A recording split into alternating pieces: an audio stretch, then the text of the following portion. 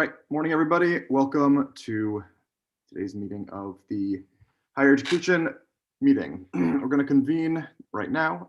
Before we begin, I would ask my co-chair, Senator Haskell, if he has any remarks. No remarks. Great to see everybody and looking forward to this meeting. Great. Ranking members Haynes and Witkos. No remarks, Mr. Chairman. Good morning, everyone. Morning. All right, let's move on to our agenda. We are going to be raising the concepts from Roman numeral 3, items number 1 through 9. Can we have a motion to do so? So moved. Second. All right, moved by Senator Witkos, seconded by Senator Haskell. So we will be talking about, I'll read them out for us, and if we have any discussion, this is the time to talk about it. Item number 1, an act concerning unemployment benefits for adjunct faculty. Number 2, an act concerning revisions to the financial statement requirement for private occupational schools to be based on tuition revenue instead of enrollment. Number 3, an act requiring closure plans and communications on Institute of Higher Education closure. Number 4, an act removing restrictions for payments to the Student Protection Account. Number 5, an act concerning criteria for revocation of post-secondary occupational school certificate of authorization. Number 6, an act concerning regulation of out-of-state post-secondary occupational schools. Number 7, an act concerning reporting of accidental deaths at colleges and universities. Number 8, an act concerning fundraising at the University of Connecticut. And number 9, an act concerning membership of the Board of Regents and the University of Connecticut Board of Trustees. Anybody have any comments? Josh, are these placeholders or are they actual bills that are being put together? These are all right now just concepts to raise. So I think some have various amounts of meat to them as compared to others. Mr. Chairman, if I may. Please. Yeah, and for those that may not be familiar, I know we added at the last minute an act concerning fundraising at the University of Connecticut. And the purpose behind that bill is that a few years ago, this body had created some legislation that addressed the drawdown from the university to the foundation once they built up the fund of the foundation. We've come to a point now where the university needs to hire additional fundraisers, if you will, to help grow their fund. And the legislation that this body passed a few years ago is an impediment to that.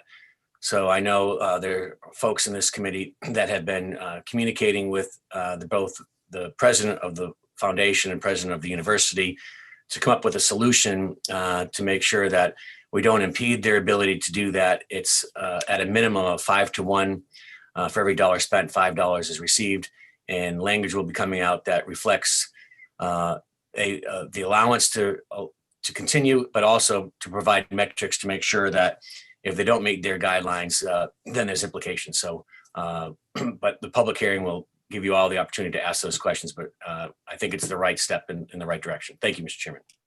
Thank you, Senator. Anything else before we continue?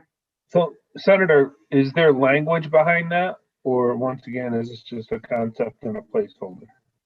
It's a concept at this time, Representative. I did speak with personally yesterday with the both presidents, and we bantered about a couple ideas. It was too late for us to get some actual language out there, but I assure you it's going to go in the right direction, and we should have some language for the public hearing, so at least folks have an idea of what it'll be based on. But it was just a timeliness because of today's scheduled meeting.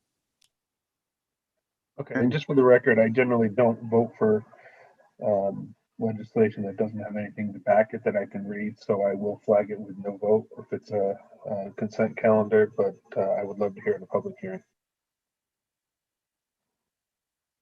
Great, thank you, Representative Case. Any other discussion? Seeing none, I will ask that we have a voice vote on Roman numeral number 3. Let's see, this would be for items number 1 through 7 and item number 9. We will be excluding item number 8 because Representative Case is asking that it not be on consent. Do No, we I was have- asking for all. Say that one more time, Representative. It's not just that one, it's all of them that don't have language. So would you prefer we do roll call? You can go ahead and do a voice vote. I just won't vote. That's all. Thank you. Mr. Chairman, Yes. these are just titles. None of them, no concept has language behind it yet. They're all just titles. Okay, And these are not placeholder bills. okay. Senator Flexer, you raised your hand, but then you put it down. Okay, so unless there's objection, then we will have a voice vote on items number 1 through 9 in under Roman numeral 3. Do we have a motion? So moved. It sounded like it was moved by Senator Whitcomb. Do we have a second? I'll second. Second. Seconded by Senator Haskell. Before we go to our vote, make sure that your cameras are on and you are unmuted. All right, all those in favor say aye. Aye. Aye. Aye. Aye. All those opposed say nay. Any abstentions? With that, items number 1 through 9 has passed. The motion has succeeded. Next, we will move on to Roman numeral number 4, proposed bills to vote to reserve for a subject matter public hearing. We have items number 1 and 2. This is proposed bill number 192, an act concerning the use of Connecticut higher education trust funds for fire training schools, private occupational schools, and other training programs. And number 2, an act concerning tuition waivers for the children of veterans at public institutions of higher ed. Do we have a motion to raise? So moved. Moved. Sorry, let me be clear. Do we have a motion to vote to reserve for a subject matter public hearing? Yes, So so moved, Mr. Chairman. Okay, I have a motion by Representative Wood. Do we have a second? Second. Second by Senator Whitcoast. Do we have any discussion? Is this tied to the bill that we heard last meeting on fire schools? Yes, it is, Representative Case. So it's using higher ed funds for the training schools, and how does that work with a fire school who is a private 503C that has no connection with the state of Connecticut? Elliot, if you don't, I will let Representative Rochelle answer the question. so SB 192 is not related to HB 5666. In fact, I'm familiarizing myself now with SB 192, but if this is similar to the bill from last year, then this bill would be, personally, I would find this bill concerning because it would require that, well, it's well-intentioned, it would require the fire schools to get additional certifications in order to qualify for this higher ed funding.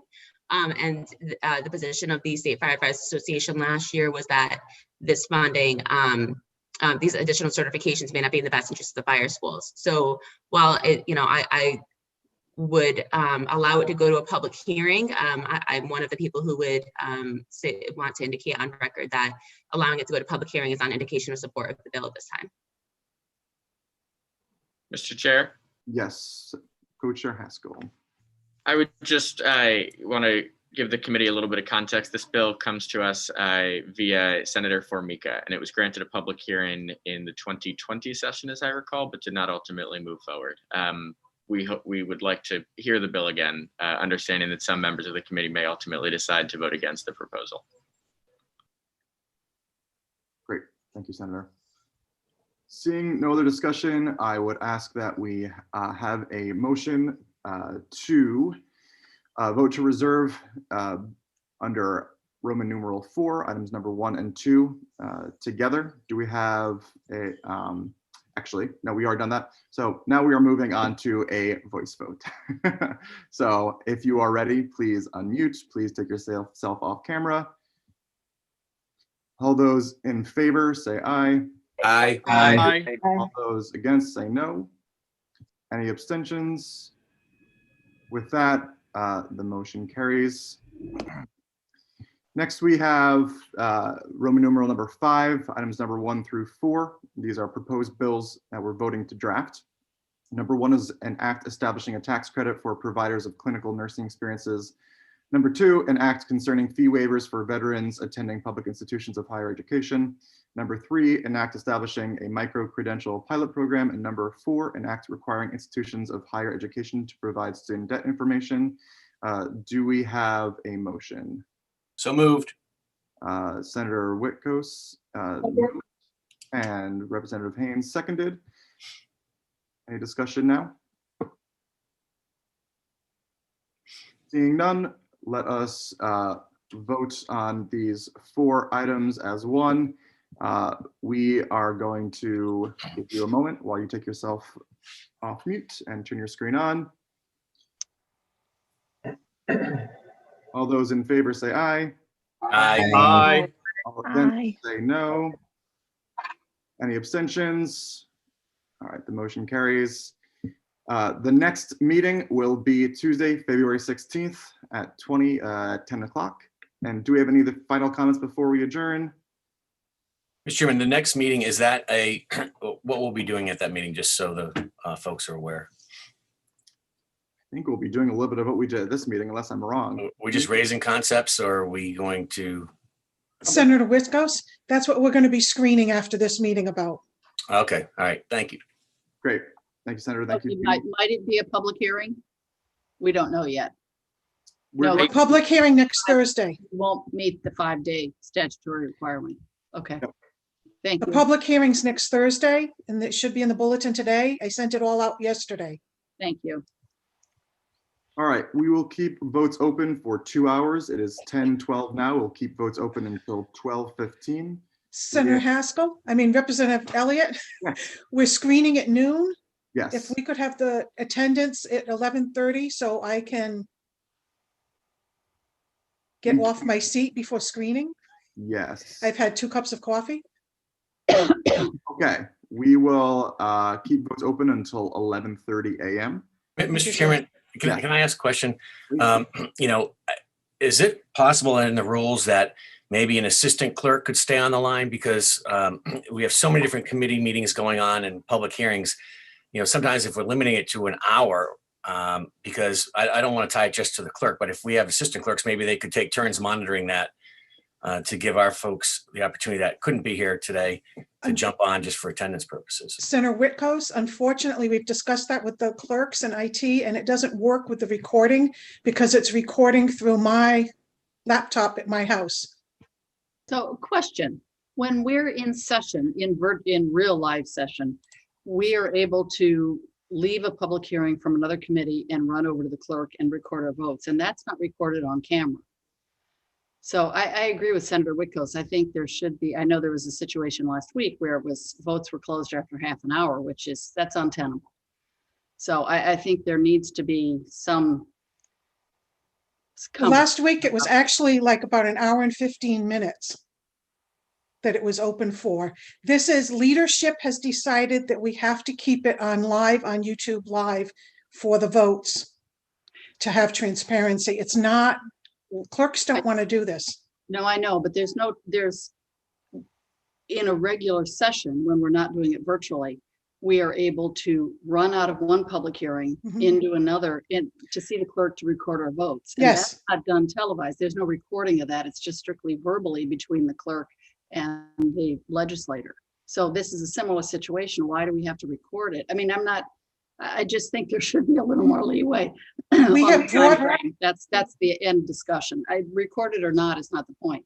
I'm just trying to make the distinction that previously we've never been recorded when we've not been on record in the committee room during the meeting, but have recorded our votes separately later. And we have raised that to leadership. This is what leadership says how they want it done. The only other option is keep it open and I won't be in screening. Someone will have to tell me what happens in screening. Excuse me, may I, if an assistant clerk was to come on the screen before you walked away from your desk. I'm at my house.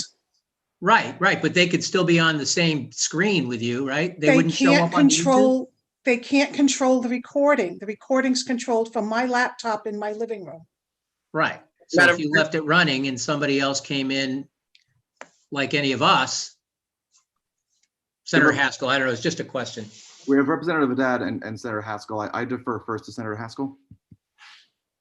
Oh, well, I was just going to ask Madam Clerk, how are we doing on attendance? I see 26 people in the Zoom. I recognize that some of them are staff. Are we missing many members of the committee? I recognize that this may be a problem in the future, but at the moment, it seems as though our attendance is relatively strong. We might be talking about a small number of people who need to make their voices, their votes count this morning. From my list, Senator Maroney, Rep. Napoli, Representative Swazinski, and Representative Vale, I have not seen. Understood. Then I would withdraw my comment. We want to make sure, it sounds like there are a few people missing today. Thank you, Chair Elliott. Representative Haddad and then Representative Haynes. I appreciate the sentiments that have been made by members of this committee. I think that we all want to make sure that we're not missing votes and that we're recorded as present at our meetings. But I would just suggest that this is probably a conversation that is better directed at our own legislative leadership. It is not, as I understand it, a question that can be resolved by the members of this committee or by our town clerk. And that's probably a better forum and more effective way of achieving the resolution that we want, is just to talk to our own leadership. Thank you, Representative. Representative Haynes. Well, I'll defer to Representative Haddad and take it to my leadership. Just a suggestion, but I'll wait. Great. Any further comments before we adjourn? Oh, your Representative Case. Josh, I just wanted to thank you and others for last week. Last week was unusual for me because I did get my text at 10:57 when votes closed at 11:30, even though the meeting ended earlier, but I wasn't notified till 10:57. I was in a pretty intense meeting in Human Services and all my devices were tied up with other meetings, so it's difficult. But I appreciate you understanding. Understood, Representative. And we will be looking to have 2 hours in the future. We just are up against the deadline today specifically with this very specific screening. In the future, it should be 2 hours and we plan on having it be 2 hours. Just today, by circumstance, we cannot. So as soon as this meeting adjourns, we will get in touch with the other 4 members. He's lying. And we'll try to get them up and going as quickly as possible. Okay. Thank Jeannie for all her patience with all of this. And I think Representative Haddad made very good points. Yes. And I, of course, am listening, and my co-chair Haskell is listening as well. So with that, we will keep votes open until 11:30. And if we could, we have a motion to adjourn. So Motion to adjourn. To recess, please. We have a motion to recess. Move. Yeah, so moved by. Motion to recess. Do we have a second? Second, Second by, I didn't see who that was. Tammy Exum. Thank you, Representative Exum. All right, thank you, everybody. Thank you.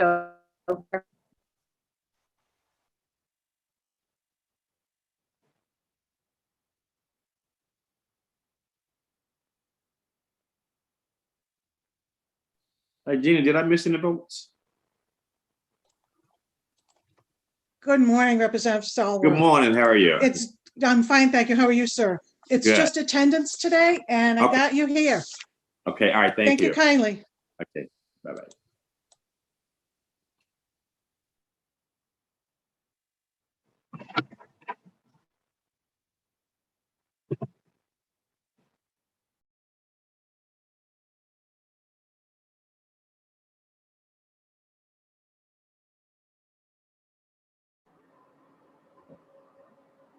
Are we all set, Jeannie? Ian and Jeremy, we're live on YouTube. You can remove yourselves from the room, please.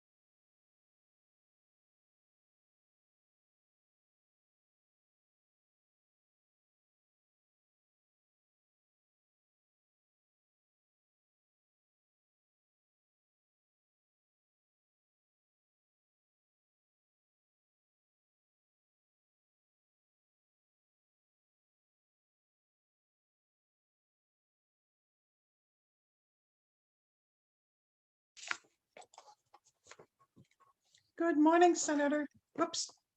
I unmuted. Yeah, Morning, there we go. Jeannie. Good morning. So we just have attendance today, so we got you all marked off. Oh, I'm good. Okay, yep. All right. Have a great day. Hey, I like your hair, Jeannie. You let it. It's It's getting longer long. and curlier. It's getting Yeah. long. Mine's getting long too. I got to cut Yeah. mine. I haven't had it cut since January 16th of 2020. Oh, wow. Ah, okay. So Have a nobody's great- seen me with this long hair. Good to see you, sir. Nice seeing you as well. Thanks. Thank you very Bye-bye. much. You're welcome. Bye-bye. Bye.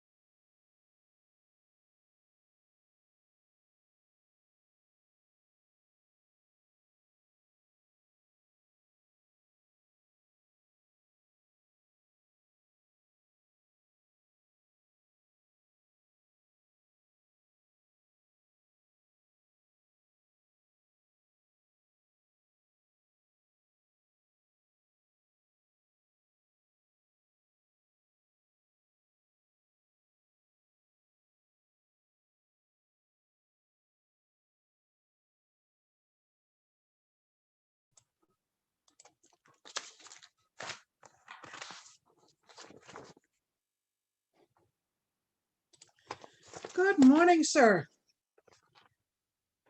Got you in for attendance. You're all set. Whoops, you're on mute. Thank you, Jeannie. Oh, you're Have a- welcome. You're welcome. Have a great day. You too. Thank you very much. Bye-bye. Bye-bye.